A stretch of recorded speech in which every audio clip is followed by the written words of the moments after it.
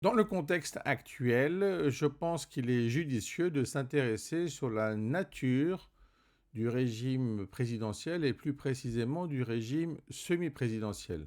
Car nous avons une tendance naturelle à considérer que la France et même d'autres pays, il y en a une soixantaine, fonctionnent dans le cadre d'un régime présidentiel. En réalité, il s'agit d'un régime semi-présidentiel. Alors pourquoi?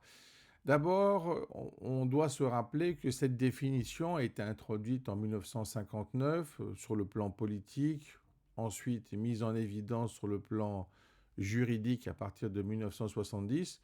En tout cas, on peut dire, en partie par la contribution de Maurice Duverger, qu'il s'agit de quelque chose de fondamental parce qu'il faut bien réfléchir à l'aspect régalien de ce système. Alors, ce qui est important à mettre en évidence, c'est que quelle est la définition du régime semi-présidentiel par rapport au régime présidentiel. Donc, le régime présidentiel s'oppose d'habitude à un régime parlementaire. Donc là, ça a l'air d'être très clair. Le problème, c'est quid du régime semi-présidentiel. Alors là, ce qui est important, c'est que de voir certains éléments clés. Alors les premiers, certainement le premier, c'est évidemment l'élection du président au suffrage universel direct. Donc en fait, c'est sans aucune intervention de la part des autres éléments du système. Ensuite, d'avoir un gouvernement qui est responsable devant le Parlement et c'est là le point de litige en ce moment, le point d'actualité, je dirais, d'avoir un chef d'État ayant des prérogatives propres. Alors, par exemple, on sait que le chef de l'État est évidemment le chef des armées.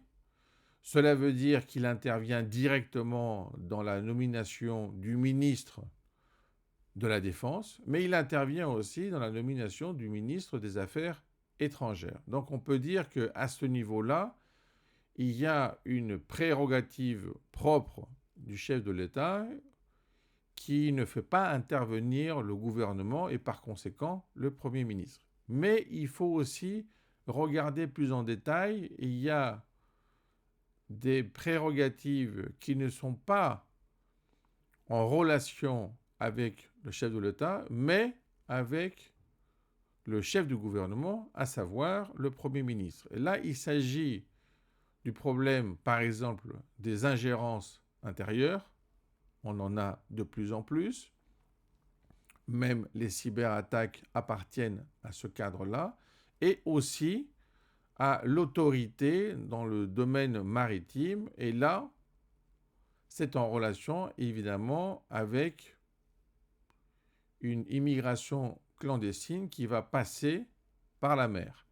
Dans ce cadre-là, c'est le Premier ministre et pas le président qui va jouer un rôle dominant. Donc en fait, il peut intervenir sans avoir de discussion avec le président. Donc il faut bien se rendre compte qu'en raison de ce système, de ce régime semi-présidentiel, on peut avoir cette grande vision qu'a le chef de l'État, mais au niveau de l'intérieur, le chef du gouvernement, donc le Premier ministre, a son mot à dire pour, par exemple, ces deux points de vue, en ayant des agences qui gèrent ces points de vue et qui vont être, si vous voulez, orientées par le Premier ministre et pas par le président de la République. Donc c'est important de connaître ces données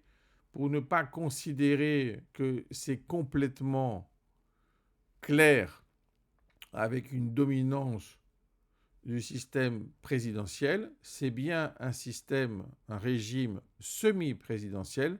Cela veut dire qu'il peut y avoir une différence entre la grande stratégie et la tactique nationale.